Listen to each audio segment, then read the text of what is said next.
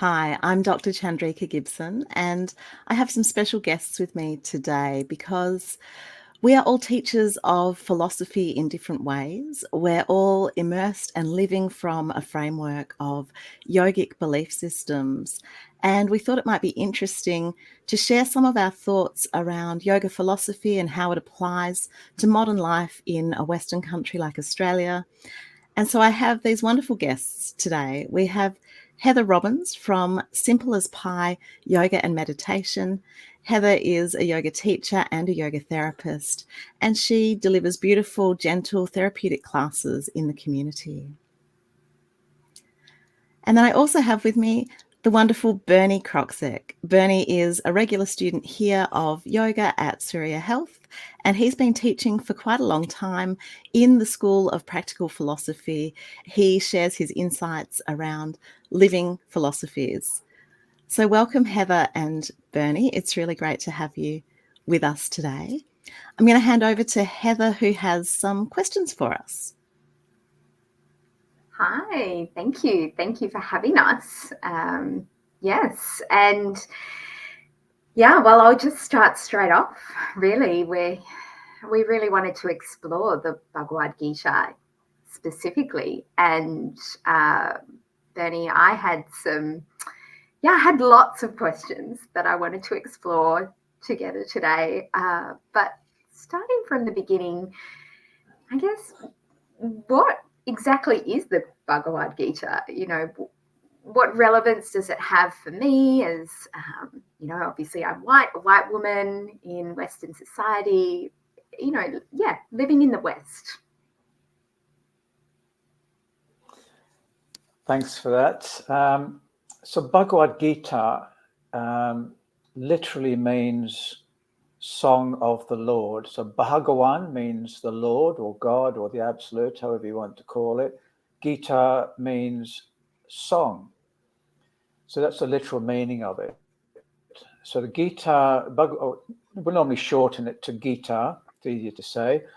It's comprised 700 verses, and it comes in the middle of a much greater work of 100,000 verses known as the Mahabharata. The background is it's a war which is fought at a place known as Kurukshetra, which I believe actually exists in northern India, between two cousins, or two families of cousins, if you like. So, like all stories, there are the good guys and the bad guys. The good guys are the Pandava brothers, there's 5 of them, and their cousins are the Kaurava clan, led by Duryodhana. And the basis of it is a claim of land which was owned by the Pandavas, which was taken by the Kauravas, the bad guys. The Pandavas were exiled to the forest for 13 years. They finished their time of exile and wanted to reclaim their land. And of course, the bad cousin, Duryodhana, wouldn't give it back to them. So that's the basis of how the whole battle started. And a lot of people take it as a real battle. It may well have been a real battle, but I think it's more, especially pertaining to us in the West, it's more of an allegory, if you like. So the battle really is the daily battle we face in our minds. That's where the battle is. And it begins with the despondency of Arjuna, who is a great warrior of the Pandava clan. He is forced to go to war against his cousins and his various family members and friends. And of course, he doesn't want to, because there's this great filial attachment, if you like. So he doesn't want to do this. He goes into great depression about it. He doesn't want to fight the battle for all sorts of reasons. And he says, no, I'm not going to fight this battle. I can't go and kill my teachers and my family members. It's just not worth it for me. And he asks Krishna, Lord, that Krishna represents our true innate wisdom, if you like. So it's a conversation between the egoic self in the form of Arjuna and our true innate wisdom in the form of Krishna. And it all starts from there, really. So Arjuna is a state of despondency. He doesn't know what to do. He doesn't want to do his duty. And he asks Krishna what he should do. And then the whole conversation starts from there. So every day we face, not dissimilar situations where life turns up, if you like, and we're forced to meet life. The question is, how do we meet it? Do we meet it as a limited egoic entity, or do we meet life with this innate wisdom which reveals the truth of how to deal with life? So that's how it all begins, really.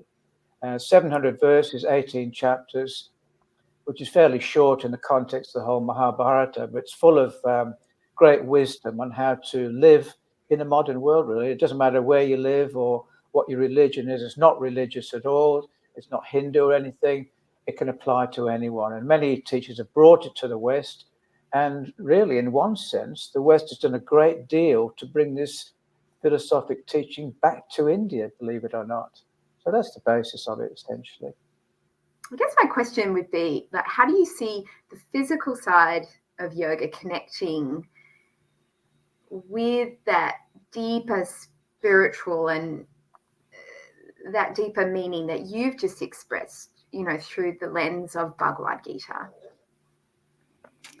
Yeah, so look, the physical practices of yoga are just one aspect of yoga itself. And I think that it's really significant, this conversation in the Bhagavad-Gita between Arjuna and Krishna. It's really a conversation, I think, Bernie, you mentioned this, that we're having with ourselves. And so it's not, well, depending which kind of philosophical lineage you follow, it's not so much that the two are separate. It's not that the egoic small self who feels limited and constrained is a different person from the wisdom within. It's the same person. And that is the same thing that yoga is talking about. Yoga means to yoke or to unify or to bring together. So it's this kind of reintegration of mind and body. And so the two are not separate. The way that we feel in our body, the way that we move our body, the breath and its influence on our nervous system, the postures and their influence on, our endocrine system and our immune system, our whole body mind complex is one. And so when we're thinking about, I want to connect to something that is, maybe bigger or more sacred, more spiritual, whatever kind of language you like to use, the body is the vehicle that we have for this lifetime. And the body is the reason why we sometimes think that we're limited. And in terms of Arjuna getting onto the battlefield, it's the risk of the loss of the mortal body that strikes fear and, attachment into all of us. And that's the kind of game that we're playing in life, is knowing that it's not forever. That's a good thing, I think, that's got a timeline to it. And so we have these motivations built into us. We've got a clock built into us. But there's no separation, I don't believe, between mind and body or between small self and spiritual self. It's just that we have this experience of Maya or illusion where things feel separate. And so, you might think about it in terms of health and healing, the idea of a Cartesian split that happened philosophically in, I think, the 1500s in the Western kind of medical setting, where mind and body were treated as two distinct things, and the physical was given privileges, priorities. But actually, we know that we are complex human beings. And so how we feel in our body influences how we feel in our mind. The nature of our thinking changes the biochemistry of our bodies. And so that's what's happening, I think, in modern postural yoga, is people have an experience of unification. They may not have the language for it. And that's where I think the philosophical teachings are really lovely. And that's what happened in my own practice. I started to read and I saw in the literature, in the philosophical texts out of India that have been translated, that describes the experience that I've had on my yoga mat. And so I kind of came to it that way. And I think what you said, Heather, is right. A lot of people think, well, it's for my fitness or it's for the well-being of my body or I need to relax. Those are all good reasons to practice yoga. And then the philosophy can start to explain some of the more subtle stuff that we might experience. I'm really curious. to see how the teachings of the Bhagavad-Gita can be applied to our modern life. And look, I'm sure anxiety and stress, they've always been around, but there just seems to be this constant conversation of anxiety. I think particularly in the modern world where there is so much, we're subject to so much external stimuli, which the mind gets attracted to, it's very hard to attain a level of stillness. You know, everywhere you go, we're subject to stimuli. It's online, offline, everywhere, you know, and you just need to go on a train ride or anything, walk around the shops and everyone's glued to a piece of plastic. Their attention is totally absorbed and distracted, you know. And I think the Gita in a way indicates that the mind needs to be focused on what? Focused on those things which are going to lead us to that feeling of completeness, not separateness, which Chandrika alluded to earlier. It's a way of bringing us to our natural state, really, which is completeness. It is one. So the higher mind and the lower mind, they're not different. They're just aspects of the same thing, really. So, you know, the whole thing is, in a practical sense, an instruction or an instruction manual, actually, of how to apply the mind so that we attain that natural state of equanimity. And in is it chapter 6, I think it is. Let me have a look.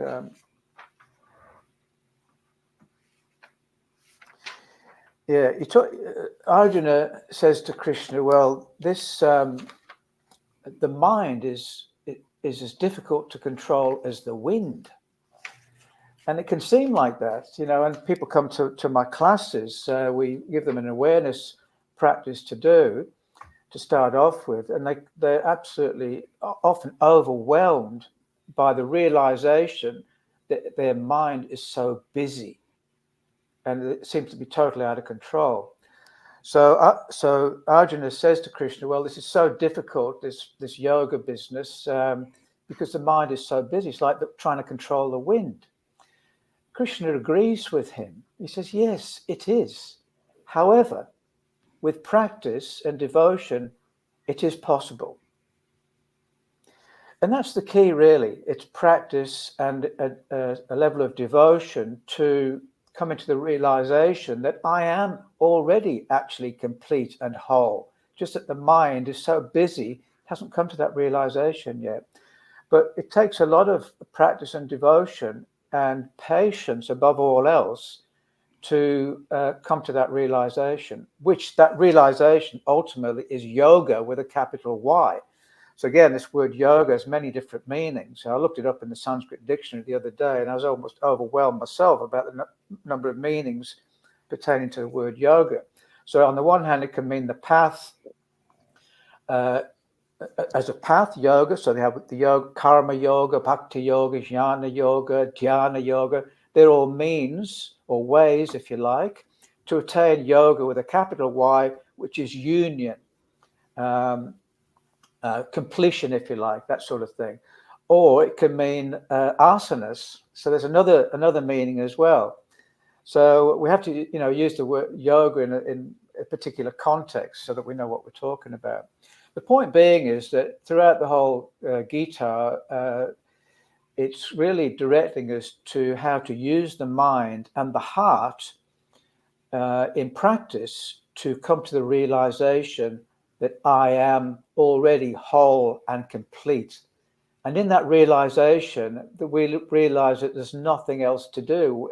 There's no more striving, no more worrying. Worrying and anxiety seems to be endemic today, as you know, as we see in the community, in our society. So it really needs training for the mind to learn to be fully present to what is now, because a lot of anxiety comes from projection into the future and the fear of the future. So if we can train the mind to be in the present most of the time, then we become free of fear of the future. We're here right now. But it takes an instruction manual, which I think the Gita is, or Patanjali Sutras, or Shaiva Tantra, to bring the mind to that realization, along with the theoretical teachings of it, So there are many books written about theory, and about having to live in the present, but not that many teach actually how to do it. So you need the instruction manual on the one hand, but it has to teach you how to train the mind to become still and steady, and thereby free of the daily stress of modern living, if you like. So that's how I see it. Yeah, I think you've touched on an important point there, Bernie, which is the power of practice. I think modern neuroscience is really showing very clearly how we can change the habitual patterns of our minds. But in a layperson's life, in a normal going about our business day, the world does draw us outwards. And so we get into these habits of, getting our hit of happiness from certain external things. And so what the teachings of yoga philosophy across all of those texts do indicate is that you have to actually do the practice.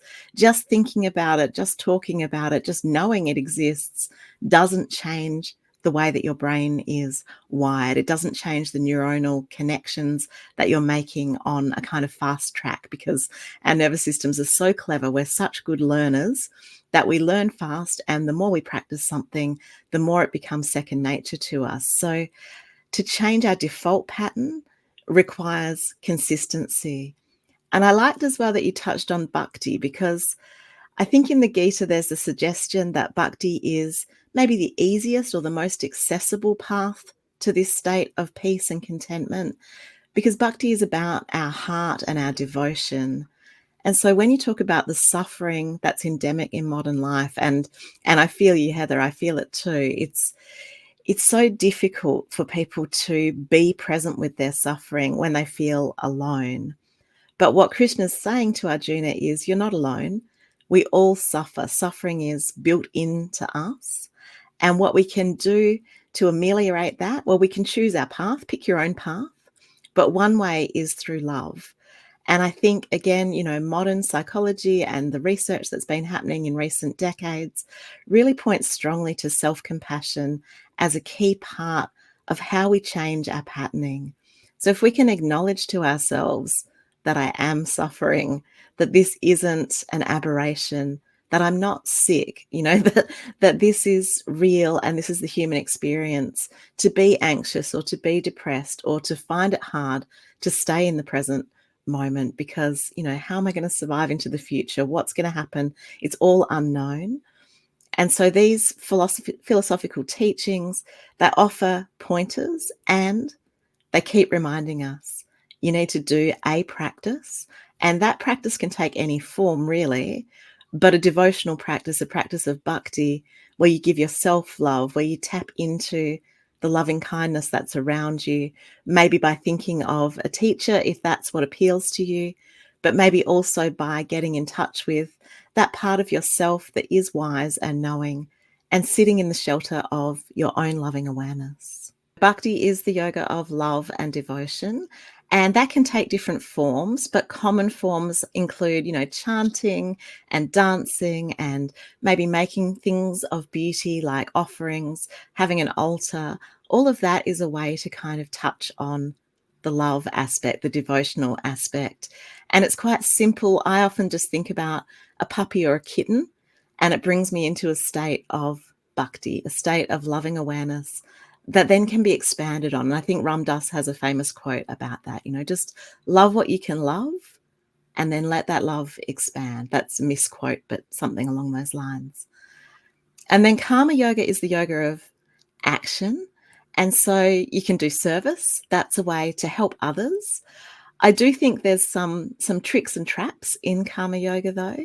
For one thing, it can be used to exploit people. And yoga is no exception to other religious and spiritual traditions over history. There can be exploitation there. But to give and to serve, that's a path to union. To take care of those who need taking care of makes you more selfless, and therefore you kind of transcend that egoic lower self. Jnana yoga is the intellectual pursuit. It's knowledge, it's reading the texts. And so I guess for me, doing a PhD was a bit of Jnana yoga. Like, can I go as deeply into my intellectual understanding of human nature as possible? Well, there's something transcendent there as well. And I think there's a lot of wonderful yoga scholars out there. But most of them, interestingly enough, maintain a practice. So they're scholar practitioners. They don't just understand it intellectually. They embody it and do some kind of formal practice as well. And then Raja Yoga is kind of the king of yogas in a way. It's very mental as well. So what you see in these paths of yoga, there is a bit of ambiguity, maybe a bit of separation from the body historically. But Raja Yoga is a yoga of concentration. And again, in that sort of single pointedness, you can transcend the distractedness. Bernie, do you want to add to that? You might have different perspectives on these types of yoga, paths of yoga. No, it's fantastic. Adi Shankara, the great Advaitin who lived around the 8th century, he was, I guess, ideally he was a jnana yogi, but even he said that even on the path of knowledge, there needs to be devotion. So devotion can be applied in whichever path one is on: action, pure love, knowledge, or Raja Yoga, meditation, whatever. It can be done with a sense of devotion. And sometimes I hear people say, "Oh, I'm not very devotional," blah blah blah. But everyone is devoted to something. You could be devoted to your dog or your cat, or the West Coast Eagles, or your car, or money. So it's innate in every human being is this devotional aspect. The question is, to what am I devoted? And is that devotion going to lead to what I really seek, which is completion, fullness, everything is perfect as it is, not wishing things to be different? Is to what I'm devoted to going to lead to that? So Krishna gives us a good, there's 3 verses in chapter 9 where he talks about how to practice devotion, if you like. And I think it's in the practice of devotion where we develop more devotion for truth. So I'm just going to read these 3 verses. I think they're fantastic. They're my 3 favorite verses. This is chapter 9, verses 26 to 28. When one offers to me with devotion a leaf, a flower, fruit, or water, that I eat, offered with devotion by the pure-minded. Whatever you do, whatever you eat, whatever you give, in whichever way you sacrifice, do it as an offering to me. Thus, you will then be liberated from the bonds of actions which are productive of good and evil results. Thus liberated and endowed with the yoga of renunciation, you shall come to me. So what does it mean to come to me? Really, it means yoga. That's exactly what it means. There is no separation there. One is unified as a single being, or one is unified in God, if you like, or Krishna, or the Absolute, however you want to term it. There's that lack of separation. So practicing in this way, one experiences yoga. One knows oneself to be one, not separate. So whatever actions we engage in, bring a feeling of devotion to it. Anyone can invoke this feeling within themselves because, as I said, we're all devoted to something. So we know what it feels like. You could bring a loved one to mind, or a teacher, or whatever, or God, or whatever it is. You can invoke that feeling in yourself and bring that feeling to whatever action one is engaged in. And in acting in such a way, it becomes more of a universal action rather than an action which says, well, what's in it for me? What am I going to get out of this? And also, going back to chapter 3, talks about this. Whatever you do, don't be concerned about the fruit or the result of the action. Just do the action for the sake of itself without any concern for the outcome, which is largely to do with my expectation of an outcome or my desire for a particular outcome. Just do it for the sake of itself. Don't worry about what anyone else is thinking, or what will people think about me, or am I a failure or a success? None of that. Just be present to the action and do it because it's there to be done. And this really is doing one's duty, if you like, because Arjuna was faced with this very question at the start of the text. He didn't want to do what was presented to him because of all of his attachments and apparent shortcomings and what have you. He didn't want to step up, and therefore he was afflicted with all this stress and anxiety and depression and everything that went with it. And Krishna exhorts him, well, just do your duty. You are a warrior. It is your duty to fight and protect society. That's your duty. Do your duty and in the way which I've described, and you will become free. So very often we met with some particular situation, and it could be a difficult situation, maybe family or work or something. We don't want to do it because of anxiety and fear of the outcome, or what will people think, or some idea that I can't do this and I'm not good enough, I don't deserve it. All those things can be overcome by bringing a sense of devotion, a feeling of devotion, and being present to the situation and meeting it as it is. So good. I love that we're talking about that idea of almost renunciating that, the expectations. Probably one of the hardest things I've had to do is, you put something out, or even anywhere from a conversation with someone to running a business or work, and you have no control over anything. And that's I think we like to think we have a lot of control over things. I guess not sure where I'm going with that, but just maybe touching on that ability to, before we let go and renunciate that sense of the expectations, like, how can we get to that point? I can see why it takes, is it 700 verses? There's a lot to unpack. And the question of doing your duty, I think, is quite tricky. It's quite nuanced. It's not as obvious as it might first appear. The same thing as trying to, do your duty and let go of the fruits of your actions, to not cling on. That is really hard for human beings. And I think what Arjuna's expressing is, yes, sure, I'm in the warrior caste. This is my job. This is what I'm born into. But I don't want to do this because it feels like it's going to cause harm, and I'm trying to be a good person. And I think most of us move through our lives trying to be a good person, but we also inherit both, in our DNA and in the teachings from the people who raise us and the influences around us, that we think something has to be a certain way, that success looks a certain way, or that being a good person looks a certain way.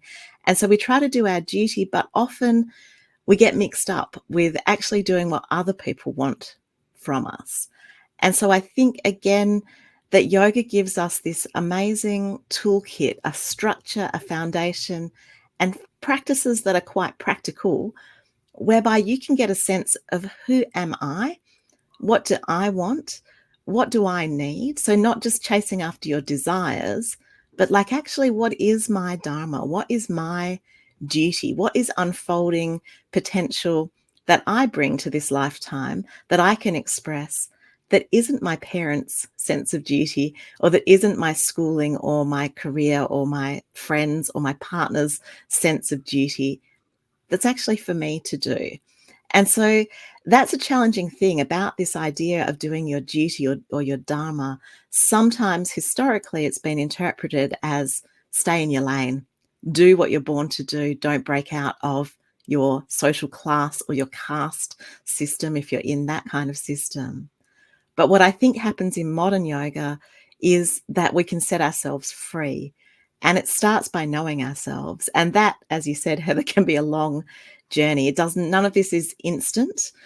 I think that's why people look for shortcuts. They look for like really intense kind of tantric practices that can burn up their karma and get them there quicker. Or they look to psychedelics, or they look to therapists. They're always looking outside. Everybody does. Who can save me? But when you get on your mat, and especially when you close your eyes and go properly internally focused and sit with your suffering, as you said, then no one can save you. But you are your own savior. You are your own wise teacher.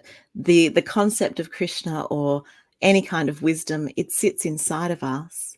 And if we quiet the outer noise and stop grasping for other people's ideas, we can hear our own inner wisdom and we can act from that place.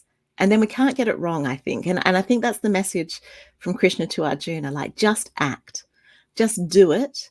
You won't get it wrong because your intention is to do the right thing. And in that action, you'll understand. You'll get that wisdom and that insight. It'll happen, but it won't happen from avoiding, and it won't happen from sitting back watching other people do their duty. We each, as individuals, have to express our Atman, our individual self, as part of the whole. And that's what makes the kind of rich tapestry of a community. That's what connects us in our common humanity. It lets us see ourselves as we are and see others as they are, and know that we're one, but also that we've got our own path to tread. And so the tools of yoga offer us a path to bring ourselves, home to our wisdom. And the philosophy that underpins it is something that perhaps most people who attend yoga classes don't get as much content around, but they might get an experience. And in that experience, they can put their own words, they can make their own meaning from what they're experiencing in the practices that come from these long-standing and fascinating traditions that have interwoven with different cultures across time and space. So I really have appreciated having our guest teachers. We thought about captioning this philosophy discussion 3 teachers talk, because each of us teach and share in our own way, but we also share that beginner's mind. We're always learning. And so it has been wonderful to listen to each other with open hearts. And we all hope that the people listening to this down the track find something in it that is meaningful to them. Thank you so much, Heather Robbins and Bernie Kroczek, for joining us today.